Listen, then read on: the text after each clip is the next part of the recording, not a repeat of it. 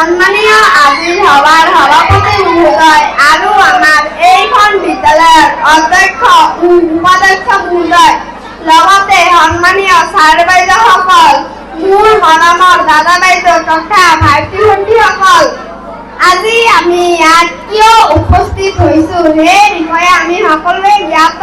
আজি হ'ল 5 ছেপ্টেম্বৰ। আজিৰ এই দিনটো শিক্ষক দিৱস হিচাপে পালন কৰা হয়। ইয়াৰ মূল উদ্দেশ্য হ'ল ডক্টৰ সৰ্বপল্লী ৰাধাকৃষ্ণনে ছাত্ৰ ছাত্ৰীসকলক বহুত মৰম কৰিছিল। সেইবাবে ছাত্ৰ ছাত্ৰীসকলেও তেওঁক বৰ ভাল পাইছিল।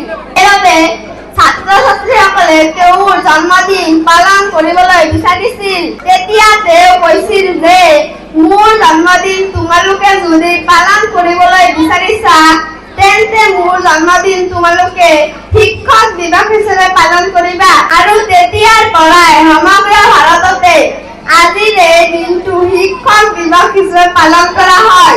ডক্টৰ সৰ্বপল্লী ৰাধাকৃষ্ণনে শিক্ষকতা কৰি বহুত ভাল পাইছিল আৰু তেওঁ সমাজত শিক্ষক হিচাপে পৰিচয় দিহে আনন্দ পাইছিল। আজিৰ এই পবিত্ৰ দিনটোত মোৰ তৰফৰ পৰা সকলোজন শিক্ষক